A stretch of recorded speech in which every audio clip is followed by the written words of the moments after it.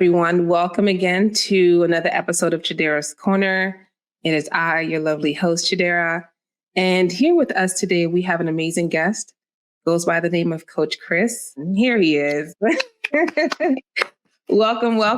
Coach, could you kindly introduce yourself and let us know a little bit more about you? Thank you, Chidera. I appreciate that introduction. I am a native of Maryland.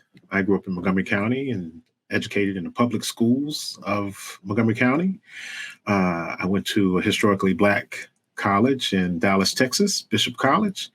I am a retired federal government employee after 30 years, and I've been a leadership and performance coach for almost 10 years, helping individuals reach goals. I like that. Helping individuals reach goals. That's a really nice slogan, by the way. So now he is being really modest, guys.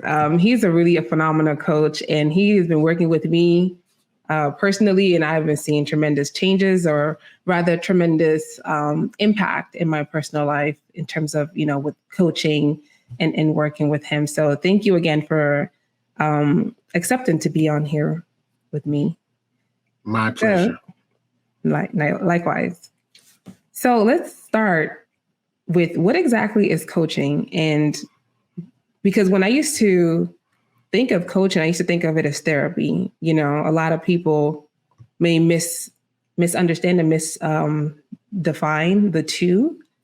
Could you clarify exactly what is coaching and how it differs from counseling or therapy?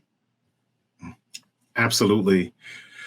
Therapy or counseling typically helps an individual process some of the trauma or difficult moments of their life that still show up in their present. Coaching helps an individual get from where they are to where they'd like to be. On my website, I talk about helping individuals overcome real and imagined obstacles to their success. Yeah. Definitely emphasis on imagined obstacles, because a lot of us, fear has definitely crippled a lot of people in their dreams and aspirations. Yes. And it's just from that fear of something that hasn't even happened, and just your imagination sometimes playing tricks on you. And we'll talk about that later on. Now, before, I also mentioned that I thought, coaching versus therapy, I thought I could use my insurance to kind of pay for that. But I realized there's a different also payment method for the two. I think with therapy, you can leverage sometimes, depending on the agency, you can leverage your insurance. Could you speak upon that a little bit more, please? That is a great point. Typically, insurance will cover therapy and counseling with the individual client having a copay. Unfortunately, coaching does not fall into that category. And individuals have the opportunity to invest in themselves. And so maybe one less pair of red bottoms, or one less bag, one less rim on their vehicle. Because if you invest in coaching, it can give you the opportunity to reach the highest levels of success where your budget can accommodate whatever it is you desire. Nice. And for those of you guys that are just tuning in today, we're talking about unlocking your full potential and navigating life's challenges with a life coach. And we are joined today by a life coach. So we wanted to know, and you mentioned in terms of your background, you've had an extensive years working in the government, about 30 years or so, or 35. Am I correct? 30. 30. Yeah. That's a time. It's a long time. I was going to say long time, but I didn't want to make you feel like, never mind. So with 30 years, and then 10 years, obviously doing what you're doing right now, how has your personal experience as a late bloomer shaped your coaching philosophy and the way you empower individuals?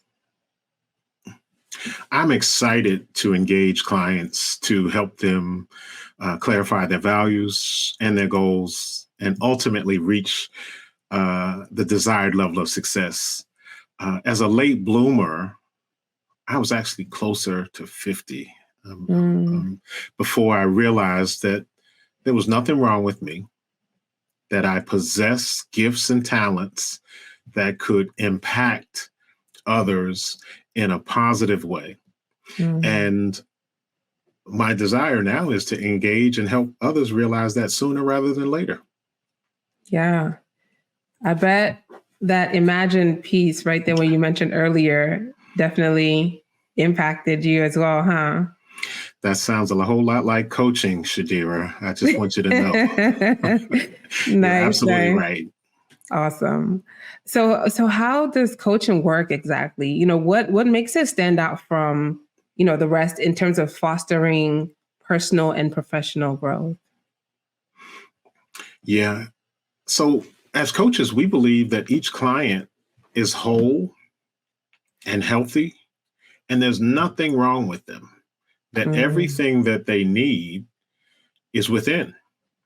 And so the process of clarification and goal setting is accomplished through thought-provoking questions.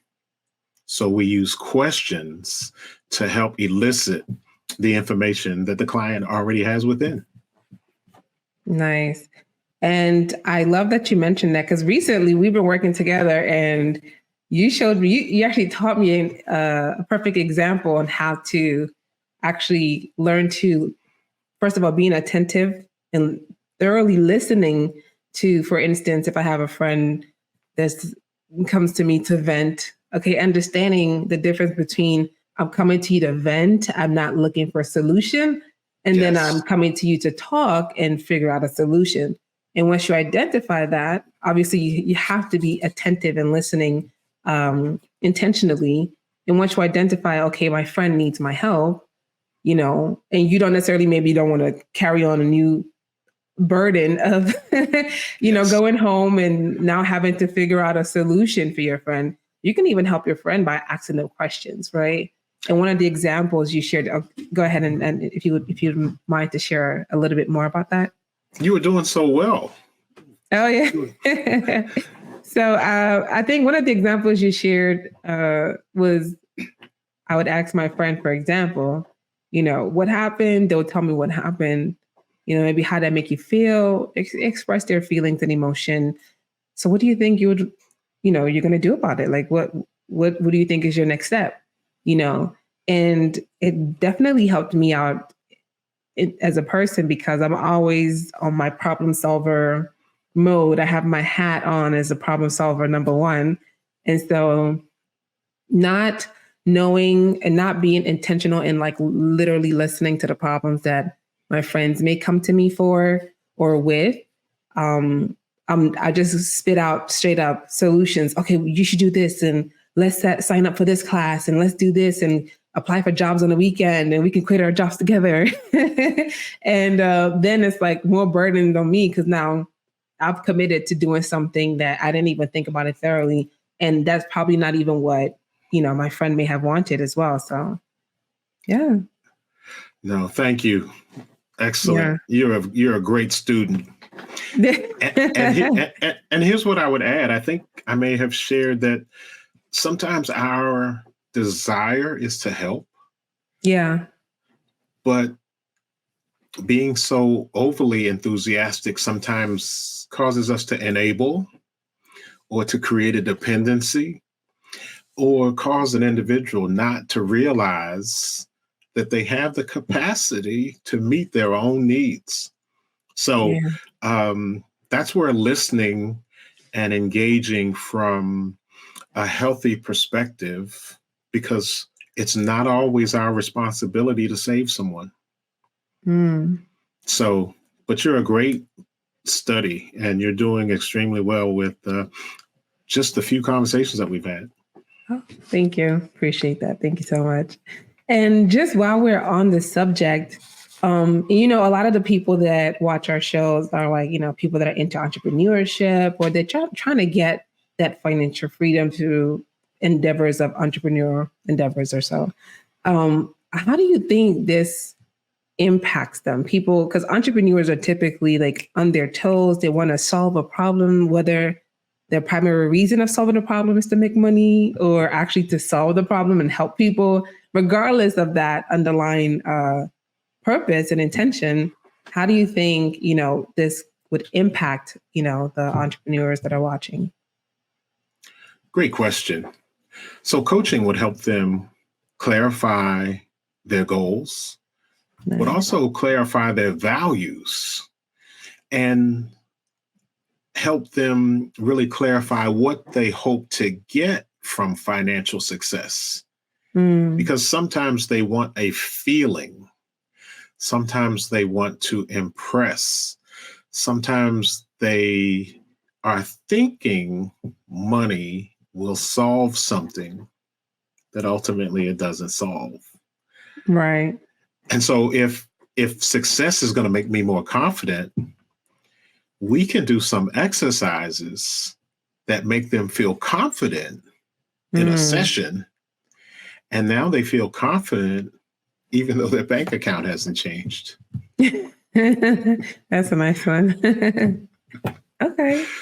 Yeah. Now, when it comes to coaching, commitment is a very important vocabulary, there. And so why is commitment such a big deal and how does it impact the coaching journey? Well, commitment is essential to achieving any level of success. Absolutely. What I learned over my 10 years is that as a coach, I can't want a client's success more than they do. Or I'll be investing more of myself in the coaching process and taking the outcomes personally. So I had to learn that to gauge the individual's commitment. And so what we do is when someone has a desired outcome, I may ask them a question on a scale of 1 to 10, how committed are you? And then after they give me a number, and hopefully it's an 8, 9, or 10, to justify the pursuit, I also ask them what could get in the way so that we can begin dealing with the known issues. Gotcha. Sooner rather than later. So commitment is huge to long-term success. Absolutely. I suppose, yeah. And especially even for our entrepreneurs, that anyone that's trying to get into any kind of venture, commitment is definitely a key vocabulary. So I can only imagine when it comes to personal growth and things of that sort, you definitely have to be committed because one thing about human beings, we change like the weather sometimes. When the wind blows, we kind of sway left and right. But commitment can definitely keep you on course. And having a life coach to help you and also help you keep accountable to yourself and the commitment you've made to yourself is quite helpful as well. So that's great. Which leads me to ask, in terms of coaching, how does it help people zero in terms of like laser focusing, and how, or rather why is that focus crucial in achieving what they really want? So think about horse racing and how horses sometimes have blinders. And those blinders are to keep them focused on their task at hand, which is to run the race and to try to win the race. Absent those blinders, they could be looking at the horse to the left, the horse to the right, and being distracted from what their assignment is. And humans are the same way. Yeah. Sometimes we get caught up in what others are doing, what others are saying, and it distracts us from our main purpose, which hinders our ability to reach the goals that we've set for ourselves. So that's essential. It's so important. And so if we can find ways to put blinders on ourselves, that would help us stay focused. Nice. I like that. What's the word? The story. How do you call it? When you add a story to give the effect, the parable almost. I like that comparison. So definitely, we've talked about commitment. We've talked about laser focus and just focus in itself and how crucial that is. Then the next thing is definitely discipline. And all these things also help you build discipline, I believe. And so discipline is a key factor in personal and professional development. So how does coaching assist in building and also maintaining the discipline that maybe an entrepreneur could, use, or anyone can really use? And why is it crucial for long-term success? Discipline is huge. And coaches help clients remember why they're doing what they're doing, the goal that they're actually pursuing. Discipline is simply the mindset to do what you need to do, even when you don't want to do it.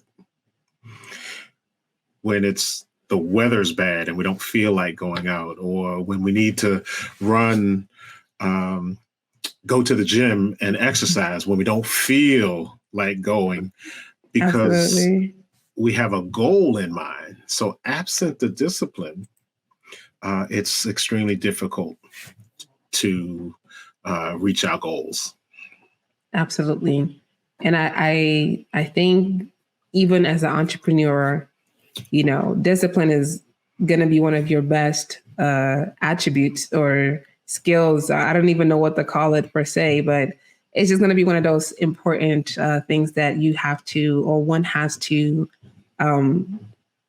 have in order to even be able to see the results. Because especially when you're starting off in any kind of venture, I know when I started off in my ventures, I always thought, oh, this is going to be a straight shot. I'm going to make $1 million.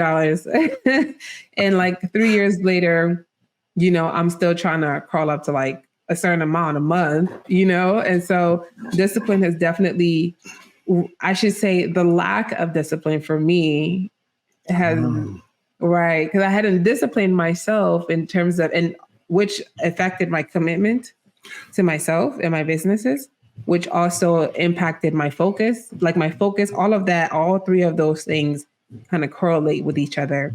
Yes. And I think it's very essential that our viewers really grasp that and understand that, the importance of it, I should say.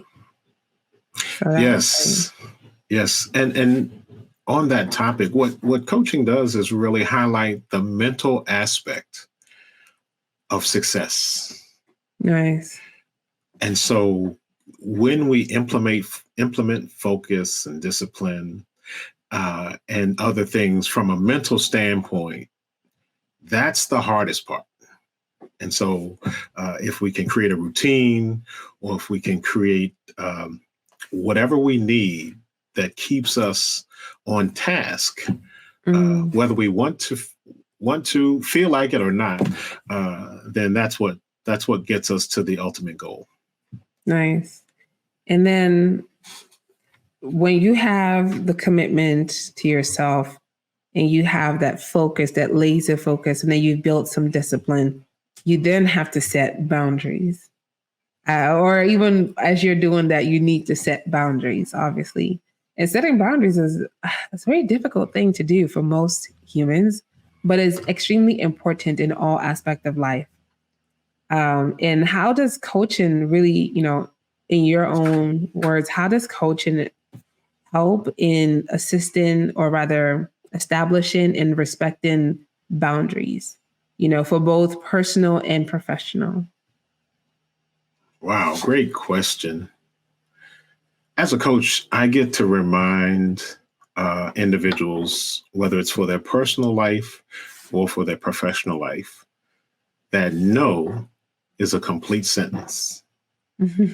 And oftentimes, our time can be hijacked by others. Each of us gets 24 hours in our day and 7 days in our week. And it's how we use our time. again, that's where the discipline, the focus, and the boundaries come in, because family, friends, well-meaning individuals who love us can sometimes pull on our time in a way that sets us back from deadlines and goals that are important to us. And so, again, recognizing that no is a complete sentence. And that's something, since this is a safe place and I can be transparent, that's something Of course. that I struggled with for Yeah. years. And my lack of progress had to do with the lack of discipline in setting boundaries. Wow. You know, I saw this video on Instagram earlier this morning where it's like a cartoon animation and the young lady is like working for, you know, a company or something. And she says, her boss comes in and says, let's say her name's hypothetically Linda. And she says, hey, Linda, you know, we have a new employee or someone coming in and we want you to train them. And so Linda was like, oh, that's great. I'll do it. And this is like I've never had someone set this kind of boundaries to their own boss. I'm not saying go do this, but Linda hypothetically says, Linda, she says, something along the line of, you know, since I'm going to be training this person, you know, obviously I would need to be getting compensated. So her boss is like, what do you mean? Like, you know, but then Linda says, hey, I still have to meet my quota for my job that you're already paying me for. Now, this is outside of the scope of work. So I'm expected to be compensated. And as she was saying that, I think in my head, I'm like, do you know how many times I've like trained people that's outside of my scope at work and I still have my own responsibilities to do? But you know, it was a funny skit. At the end of the day, I think Linda said, you know, gave her bills, gave her boss her bills and said, okay, if you wanted to do this as a favor, you want me to do this as a favor to the company, you guys should pay my bills as a favor in return. So I found that funny, but it just goes to show why and how setting boundaries can also help, you know, set the tone. I'm probably sure her boss would never reach out to her again to do anything outside of her scope or anything. Not to say you shouldn't go above and beyond when needed, but you know, you gauge that, right? So that was great on the boundaries. Now, let me add to that. So that was a great example, and I can give you a personal example as a manager with staff. And so occasionally staff would come into my office with a question, and they would say, do you have a minute? And I would say, yes. Well, 30 minutes later, we would still be talking. And I would get behind on what I was working on. And here's what I learned is when someone would come into my office and they say, do you have a minute? I'd say I have 3. So I have 3 minutes. But if you think this will take longer than 3 minutes, let's schedule a meeting. And they'll say, no, I don't think it'll take longer than 3 minutes. But in the process of giving me the background to their situation, they would realize this is going to take longer than 3 minutes. 3 minutes. Let me schedule something on your calendar. Nice. And it was a very healthy and productive way to, 1, set boundaries, and 2, model that for the other employees. Nice. I like that. I'll definitely use that when I start getting employees or people that I'm working with or something. Or just random phone calls. Yeah, no, that's true. Are you busy? And it's like, I am. I got 1 minute. I have 2. So absolutely. A lot of application for that. Yes. Yes, indeed. So then, you know, it brings me to this topic of resilience, right? We often hear about resilience as a significant trait. And how does that, or rather, how does coaching contribute to building resilience? And why is it crucial, especially in today's, you know, fast-paced world? Wow. as a coach, I Mhm. get to remind clients that sometimes you win and sometimes you learn. I like that you didn't say lose. Sometimes you win, Yeah. sometimes you learn. And just imagine if I told you, Chidera, that the only thing that stood in your way of the ultimate success at the highest level that you desire was 500 mistakes. Would that change the way you see failure or unintended outcomes?